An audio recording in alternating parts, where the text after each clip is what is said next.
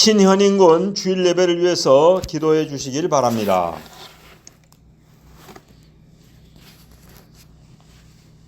사랑의 하나님 아버지, 거룩한 주연절 둘째 주일을 맞이하여 하나님 앞에 나와 예배드리오니 기쁘게 받으세요. 아멘. 찬송받기에 합당하신 주님, 저희가 하나님을 향한 믿음을 가지면 하나님께서는 저희의 병과 불행을 없애주시니 찬송을 드립니다. 아멘. 구원의 하나님 아버지, 지난 시간 동안 저희가 지은 죄와 허물로 거룩합니다. 하나님의 말씀 따라하지 못했습니다. 죄를 지음에도 뻔뻔하게 모른 척하며 살았습니다. 하나님께 죄를 고백하며 살지 않았습니다. 지난 시간 동안 저희가 지은 죄와 허물로 거룩하오니 흰 눈처럼 깨끗이 용서해 주세요. 눈물과 성령으로 거듭나서 새 사람으로 살게 해주세요. 복 주신 주님, 이번 시간 오직 믿음이라는 제목으로 말씀 전하시는 목사님께 복을 내려주시고 저희가 이 말씀을 듣고 허울 좋은 믿음이 아닌 진정한 믿음을 가져서 보지 못하는 자가 보고 걷지 못하는 자가 걷는 그런 역사가 우리 삶에도 일어날 수 있도록 하나님께서 복을 내려주세요. 아멘. 예배 시용을 하나님께 부탁드리오며 우리 주 예수 그리스도의 이름으로 기도드립니다. 아멘. 오늘 이 시간 주시는 하나님의 말씀은 마가복음 9장 14절에서 29절 말씀입니다. 신약 성경 68면에 나와 있습니다. 이 계시된 하나님의 말씀을 봉독할 때 주님의 음성을 듣는 복된 시간이 되시길 빕니다. 마가복음 9장 14절에서 29절 말씀. 이에 그들이 제자들에게 와서 보니 큰 무리가 그들을 둘러싸고 서기관들이 그들과 더불어 변론하고 있더라. 온 무리가 곧 예수를 보고 매우 놀라며 달려와 문안하거늘 예수께서 물으시되 너희가 무엇을 그들과 변론하느냐? 무리 중 하나가 대답하되 선생님, 말 못하게 귀신 들린 내 아들을 선생님께 데려왔나이다. 귀신이 어디서든지 그를 잡으면 거꾸러져 거품을 흘리며 이를 갈며 그리고 파리해지는지라.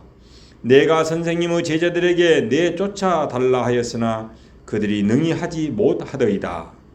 대답하여 이르시되 믿음이 없는 세대여, 내가 얼마나 너희와 함께 있으며 얼마나 너희에게 참으리요. 그를 내게로 데려오라 하시매 이에 데리고 오니 귀신이 예수를 보고 곧 그 아이로 심히 경련을 일으키게 하는지라.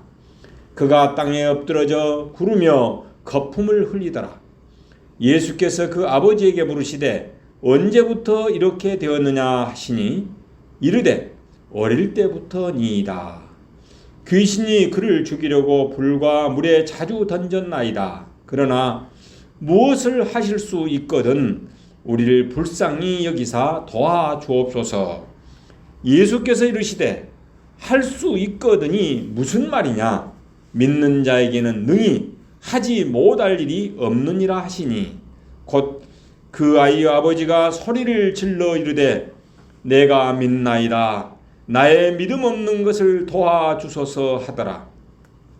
예수께서 무리가 달려와 모이는 것을 보시고 그 더러운 귀신을 꾸짖어 이르시되 말 못하고 못 듣는 귀신아, 내가 내게 명하노니 그 아이에게서 나오고 다시 들어가지 말라 하시매 귀신이 소리 지르며 아이로 심히 경련을 일으키게 하고 나가니 그 아이가 죽은 것 같이 되어 많은 사람이 말하기를 죽었다 하나 예수께서 그의 손을 잡아 일으키시니 이에 일어서니라. 집에 들어가시매 제자들이 조용히 묻자오되 우리는 어찌하여 능히 그 귀신을 쫓아내지 못하였나이까? 이르시되 기도 외에는 다른 것으로는 이런 종류가 나갈 수 없느니라 하시니라. 아멘. 여러분 반갑습니다. 오늘 저는 오직 믿음이라는 제목으로 하나님의 말씀을 전하고 함께 은혜를 받고자 합니다. 기독교인들은 복받은 사람들입니다. 왜냐하면은 이 세상에 살면서 하늘의 영광과 기쁨을 선취하며 사는 사람들이기 때문입니다. 이 그리스도인들은 하늘의 영광과 능력을 경험한 사람들입니다. 그럼에도 불구하고 우리는 현실이라는 실제 앞에서 때로는 삶의 무력감과 허망과 절망을 경험해야 하는 딜레마를 안고 하루하루를 살아가고 있습니다. 하나님께서 사랑하는 여러분, 이 신년을 맞이하여 화두가 되는 질문을 하나 드리도록 하겠습니다. 높은 산에 올라가거나 깊은 계곡에서 하늘의 영광을 경험하는 순간이 어느 때입니까? 어떤 분은 예수님을 믿고 구원의 확신을 가진 때라고 이렇게 말하기도 합니다. 또 어떤 분은 성령 충만을 경험할 때입니다 라고 말합니다. 또 어떤 분은 나를 향하신 하나님의 사랑과 은혜가 느껴질 때라고 말합니다. 그러나 우리는 인생을 살다 보면 도무지 알 수 없는, 도무지 말로 설명할 수 없는 인생의 고통 앞에서 이렇게 서게 됩니다. 가족이나 친구들이나 이웃의 고통 앞에서 아무것도 해줄 수 없다는 그 무력감 속에서 시달리며 절망하고 낙담하고 있는 자신의 모습을 발견할 때입니다. 바로 이것이 오늘 본문에 나타난 정경과 유사한 사건입니다. 여러분, 본문에 등장한 어린아이는 어릴 때부터 이 말 못하는 벙어리 귀신이 들려 있었습니다. 원문에는 날 때부터로 되어 있습니다. 우리는 여기서 한평생 설명할 수 없는 그 고통 때문에 아파하고 괴로워하고 부끄러워해야 하고 절망해야 하는 처지 속에 놓인 한 인간의 슬픈 실존의 모습을 볼 수 있습니다. 아이의 부모는 자기의 사랑하는 아들을 어떻게든지 고쳐보려고 온갖 수단을 다 강구해 보았을 것입니다. 그러나 아무런 대처법도 통하지 않았습니다. 그러다가 예수님의 제자들의 소문을 듣게 됐을 것입니다.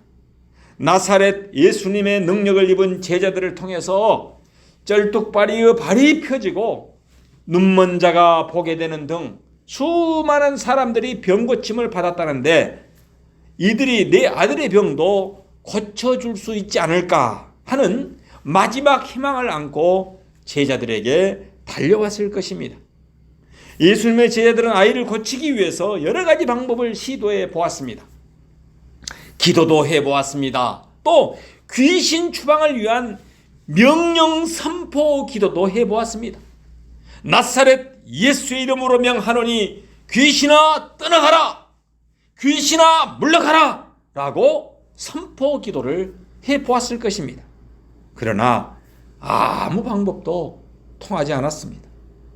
그런 순간에 제자들이 얼마나 당황했을까요?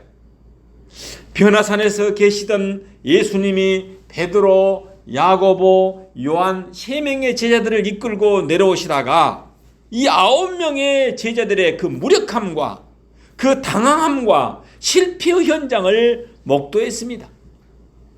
사건의 종결부에서 제자들은 예수님께 매우 중요한 질문을 던집니다.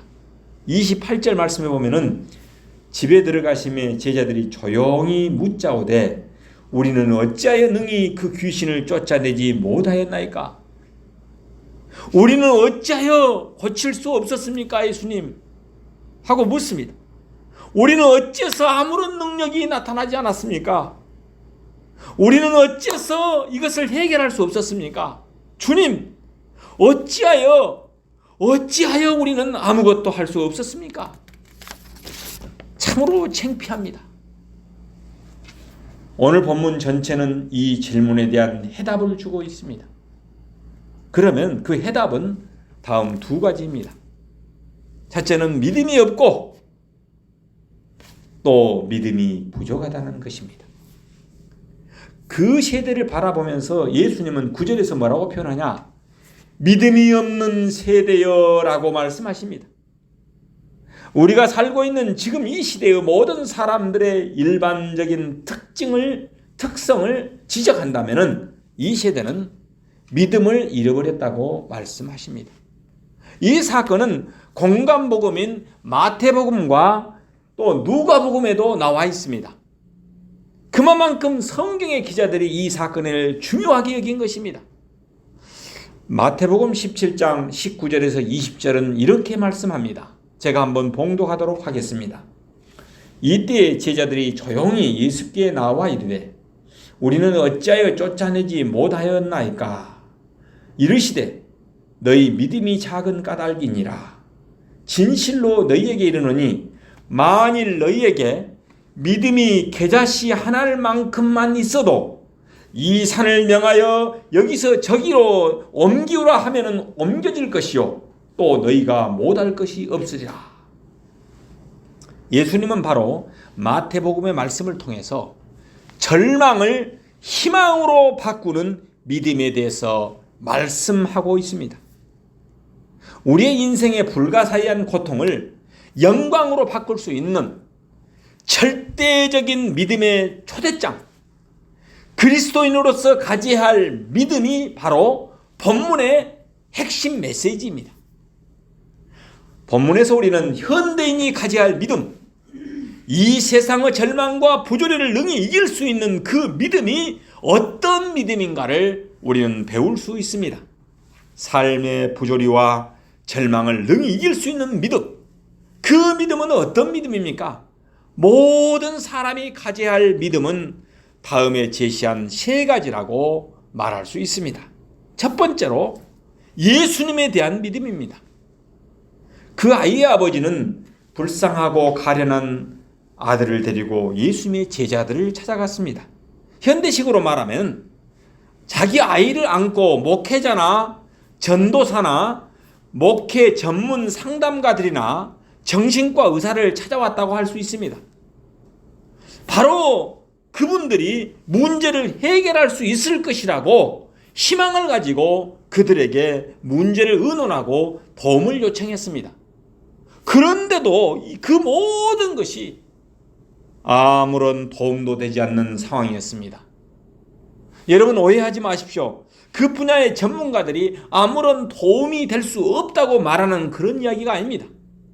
단지 그 직책을 가진 사람을 찾아갔다는 사실만으로는 아무런 도움이 되지 않을 수 있다는 사실을 이야기하고 있을 뿐입니다. 또 어떤 형식, 어떤 치유의 형식을 갖춘 삶의 장에 발을 디디고 있다는 사실만으로는 아무런 도움이 되지 않을 수가 있습니다. 이것이 바로 오늘 본문의 상황입니다. 그런데 본문에 등장한 아버지에게서 우리는 한 가지 장점을 발견할 수 있습니다. 그 아버지는 그런 어떤 상황에서도 결코 포기하지 않았습니다. Never give up. 결코 포기하지 않았습니다. 기다렸습니다. 그러던 어느 시점에 드디어 해결자 되시는 예수님을 만났습니다. 마침내 예수님이 그 사건에 개입하시는 광경을 목격하였습니다. 결국 전문가라는 사람들은 무엇을 하는 사람들입니까? 목회나 상담은 일종의 안내 표지판과 같은 역할을 한다고 말할 수 있습니다. 여러분, 표지판 자체는 목적지가 아닙니다. 표지판에 광양이라는 말과 함께 화살표가 있다고 해서 그것 자체가 광양은 아닙니다. 그건 무슨 말입니까? 광양으로 가라는 말입니다. 즉, 그 방향으로 가라는 것입니다. 말씀대로 하라는 것입니다.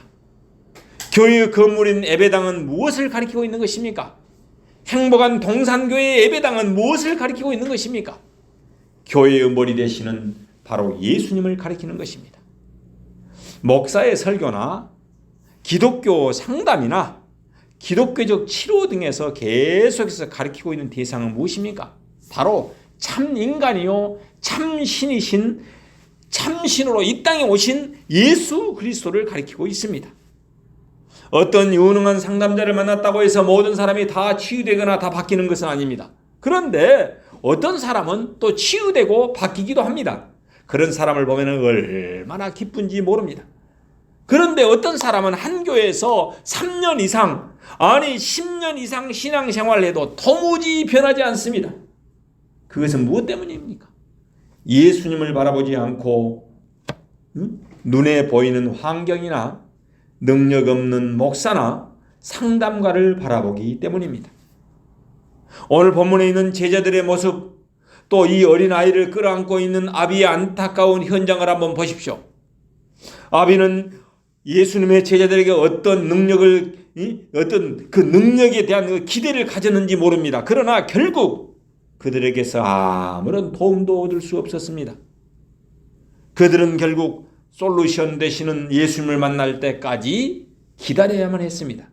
그 현장에 이르러 상황 설명을 듣자마자 예수님께서 뭐라고 하십니까? 9절 후반절 말씀에 그를 내게로 데려오라. 우리 예수님께서 그렇게 말씀하셨습니다. 그래서 귀신 들린 아이를 예수님 앞으로 데려왔습니다. 그 순간이 바로 모든 것이 변화되는 순간입니다. 병든 자를 누구에게 데려왔습니까? 예수님께로 데려왔습니다. 단순히 교회로 데려오는 것이 아니라 단순히 전도사나 목사에게 문제를 가지고 오는 것이 아니었습니다. 단순히 전문 상담가에게 데려오는 것이 아니었습니다. 즉 예수님께로 나온 것입니다. 여호와 라파 되시는 예수님께로 데리고 나오시기를 바랍니다. 예수님께서는 세 제자와 함께 변화산에서 내려오는 그런 길이었습니다. 방금 전에 변화산에서 예수님이 보이셨던 그 변화의 모습이 의미하는 바는 여러분 무엇이라고 생각하십니까?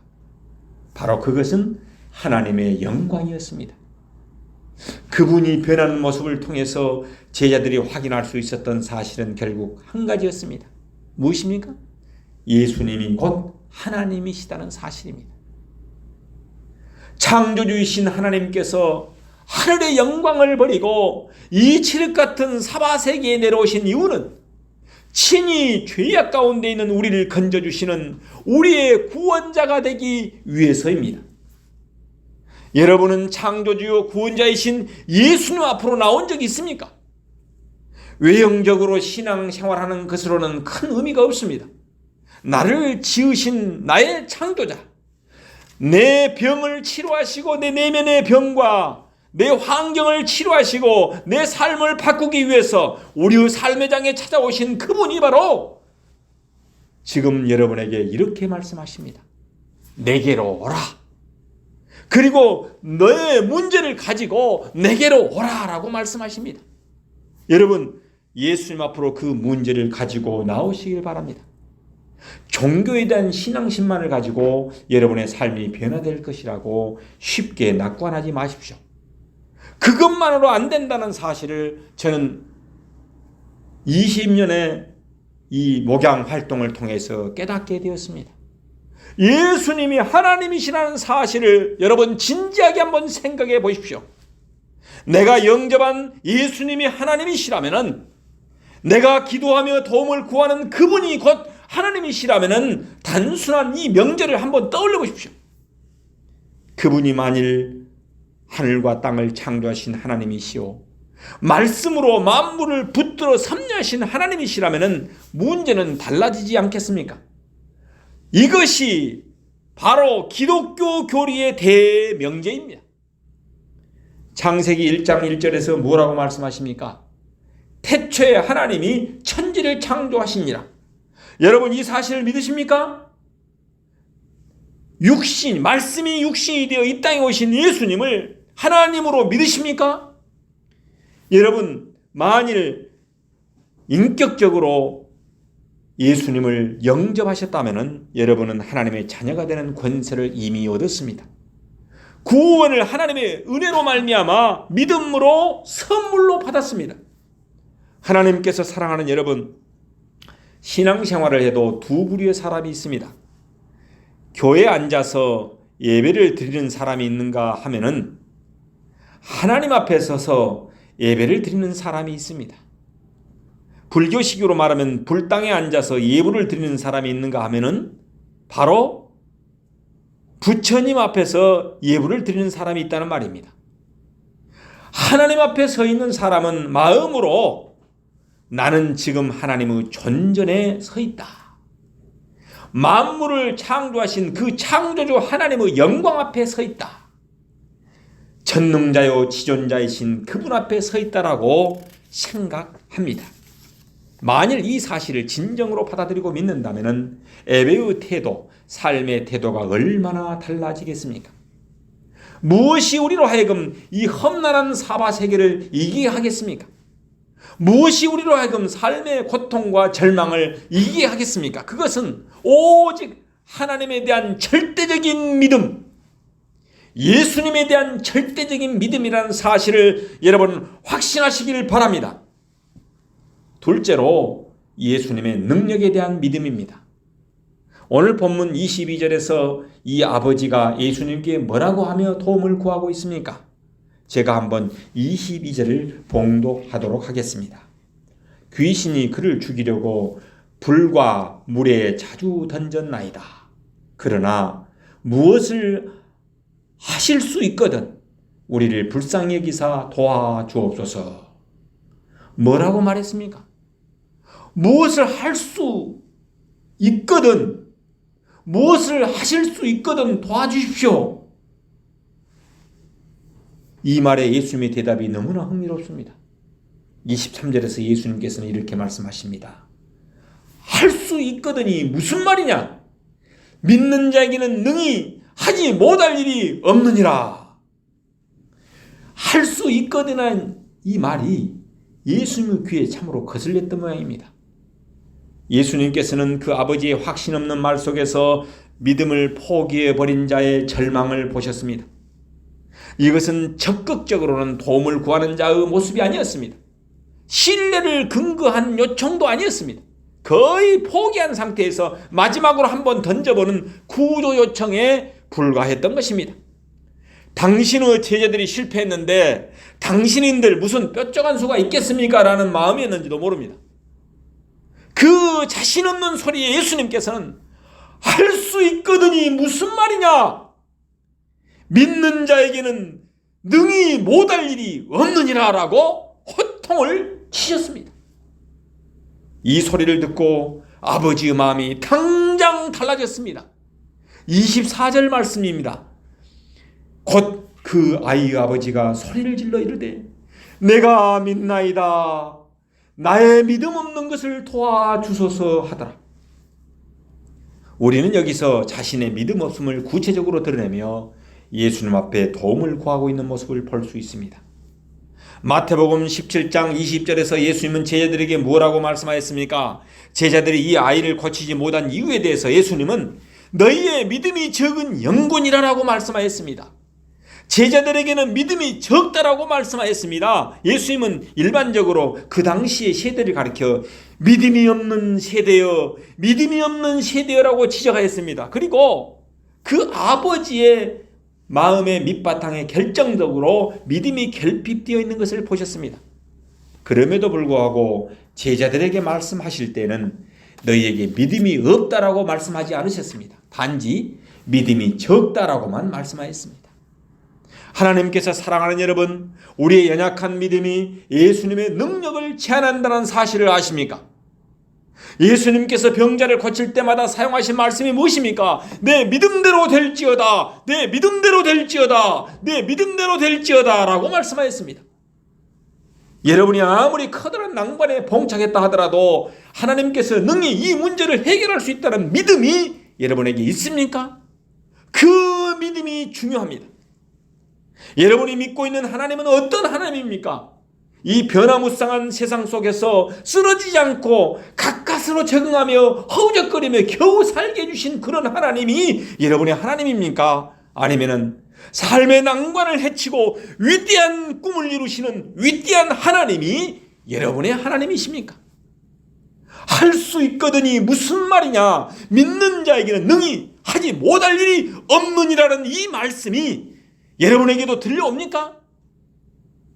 능히 못할 일이 없는 그 큰 믿음으로 여러분 승리하는 2024년이 되시길 바랍니다. 세 번째로 기도 능력에 대한 믿음입니다. 오늘 본문 28절에서 제자들이 예수님께 물었습니다. 28절 말씀을 제가 다시 한번 봉독하겠습니다. 집에 들어가심에 제자들이 조용히 묻자오되 우리는 어찌하여 능히 그 귀신을 쫓아내지 못하였나이까? 이 질문에 예수님께서는 이렇게 대답하십니다. 마가복음 9장 29절 말씀. 기도 외에 다른 것으로는 이런 종류가 나아갈 수 없느니라. 마태복음에서는 믿음이 적은 영혼이라 라고 대답하셨습니다. 그런데 이 마가복음에서는 기도하지 않기 때문이라고 말씀하고 계십니다. 결국은 같은 이야기입니다. 우리가 믿음으로 살지 못한 이유에 대해서 본문은 기도하지 않기 때문이라고 말씀하십니다. 기도의 삶을 살지 못할 때 하나님을 향한 믿음은 흔들릴 수밖에 없습니다. 기도의 능력을 잃어버릴 때, 기도의 영성이 사라질 때 하나님을 향한 신뢰는 자연히 흔들릴 수밖에 없습니다. 기도 외에는 문제 해결이 없기 때문입니다. 기도를 강조하는 말씀이 마태복음에서도 나옵니다. 마태복음 17장 21절 말씀에 보면은 없음이라고 되어 있는데 성경에 따라서는 어떤 사본에는 이렇게 나와 있습니다. 그러나 기도와 금식으로가 아니면은 이런 유가 나갈 수 없느니라라는 구절이 포함되어 있다라는 각주를 달아놓은 것이 있습니다.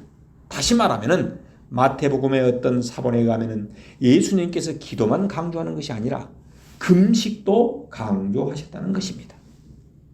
하나님께서 사랑하는 여러분, 믿음이 부족하다는 말은 무엇입니까? 기도가 부족하다는 말입니다. 그러면 도대체 기도가 무엇입니까? 한마디로 말하면 기도는 하나님께 시선을 두는 일이라고 말할 수 있습니다. 하나님을 바라보는 일이 기도입니다. 제자들은 한때 귀신을 쫓아내는 경험이 있었습니다. 예수님을 따라다니면서 예수님이 시킨 대로 했더니 그때는 또 귀신이 추방되는 역사를 경험했습니다. 예수님께서 처음 제자들을 파송하실 때 그들은 권능을 받고 나가서 귀신을 추방했던 것입니다. 그런데 그들은 성공의 경험만을 기억하고 성공의 원인을 망각하고 말았던 것입니다. 성공의 원인이 무엇입니까? 바로 예수님이었습니다. 과거에도 됐으니까 지금도 되겠지 하면서 과거의 경험만을 의존해서 역사를 이루려고 했을 때 그들은 실패하고야 말았습니다. 제자들이 처음 했던 것처럼 주님을 의지했더라면 어땠을까요? 병자를 위해서 기도하는 그 순간이 마치 처음인 것처럼 경외하는 마음으로 하나님을 의지했더라면 어떤 결과가 나타났을까요? 그들은 기도를 망각해버렸습니다. 형식만을 기억하고 있었습니다. 과거에 나사렛 예수님의 이름으로 명하노니 나가라 해도 나가지 않았습니까? 과거에는 통했는데 지금은 통하지 않았습니다. 여러분, 종교의 형식 자체가 어떠한 도움을 주는 것은 아닙니다. 그 형식의 배후에는 내용이 중요하다는 사실입니다. 과거에 제자들이 귀신을 추방할 수 있었던 것은 하나님의 도우심과 자비와 긍휼 때문이었습니다. 기도할 때 예수님을 바라보게 되었습니다. 예수님께서는 기도만 강조하지 않고 금식까지 강조한 이유가 무엇이겠습니까? 사람이 일생을 살아가면서 가지게 되는 최후의 관심사는 뭐입니까? 최대의 관심사는 사실은 먹는 것입니다. 먹고 마시는 것. 그런데 이 먹는 것까지 아껴가면서 기도한다는 것은 생애의 최대의 관심사를 음식이 아닌 하나님께 둔다는 것입니다. 하나님만을 바라보겠다는 것입니다. 하나님만 바라볼 때 하나님이 더 커 보입니다. 대신 현실의 문제는 자꾸만 작아 보입니다. 그래서 기도하는 사람들은 현실 문제를 향해서 이렇게 고백할 수 있습니다. 할 수 있거든이 무슨 말이냐? 믿는 자에게는 능치 못할 일이 없느니라. 마가복음인 오늘 본문과 같은 사건을 기록하고 있는 마태복음 17장에서 예수님은 결론적으로 이렇게 말합니다. 이르시되 너희 믿음이 작은 까닭이니라. 진실로 너희에게 이르노니 만일 너희에게 믿음이 겨자씨 한 알만큼만 있어도 이 산을 명하여 여기서 저기로 옮기라 하면 옮겨질 것이요 또 너희에게 못할 것이 없으리라. 예수님은 지금 병 고치는 이야기만 하고 있는 것이 아닙니다. 태산 같은 장애물이 우리의 삶을 엄습해 온다 할지라도 그 장애물을 극복할 수 있는 것은 전능하신 하나님께 시선을 고정시킨다면은, 그리고 하나님께서 그 상황에 간섭하신다면은 어떠한 상황이라도 해결할 수 있다는 그런 말씀을 하고 계시는 것입니다. 여러분, 이 사실을 믿으시길 바랍니다.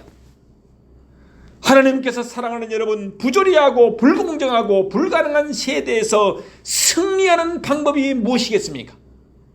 우리를 좌절케 하고 넘어지게 하는 그 삶의 장애물을 극복하고 일어서는 방법이 무엇이겠습니까? 오직 믿음, 오직 믿음이라는 사실을 기억하시길 바랍니다. 이 믿음은 단순한 믿음이 아니라 예수 그리스도에 대한 절대적인 믿음을 말하고 있습니다. 그분이 하나님이시라는 사실을 믿는 믿음입니다.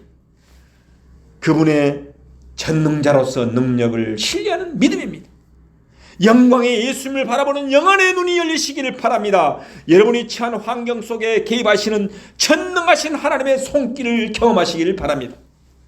하나님께서 사랑하는 여러분, 오늘 여러분의 문제는 무엇입니까? 오늘 여러분들로 하여금 좌절하고 낙심하고 절망하게 만드는 그 문제는 도대체 무엇입니까? 그 모든 문제를 가지고 주님 앞으로 나아오십시오. 여러분의 시선을 그 문제에서 하나님께로 옮기시기를 바랍니다. 전능하신 하나님을 바라보시길 바랍니다. 여러분 앞에 놓여 있는 문제가 아무리 태산같이 엄청난 것일지라도 하나님은 능히 그 산을 옮길 수 있는 분이심을 믿고 그 절대적인 믿음으로 승리하시길 예수 이름으로 축원합니다. 기도하겠습니다. 여호와 라파 되시는 하나님 아버지, 오늘 말씀을 통해서 현대인이 가져야 할 믿음을 돌아보게 하시니 감사와 영광을 돌립니다. 이 절망의 세상에서 이 세상의 부조리를 능히 이길 수 있는 그 믿음을 우리에게 허락하여 주옵소서. 예수님이 하나님이라는 믿음을 우리들에게 허락하여 주옵소서. 예수님의 능력에 대한 믿음을 주옵소서. 기도 능력에 대한 절대적인 믿음을 주시옵소서. 그래서 희망찬 새해에는 무슨 병에 걸렸든지 나사렛 예수 그리스도의 이름으로 믿고 기도할 때 하늘의 능력을 경험하게 하옵소서. 무슨 문제를 만났든지 나사렛 예수 그리스도 이름을 믿고 기도할 때 하나님의 위대한 능력을 경험하게 하여 주옵소서. 하나님께 영광을 돌리며 살아가는 복된 새해가 되게 하여 주옵소서. 여호와 라파 되시는 예수 이름으로 기도 올립니다. 아멘.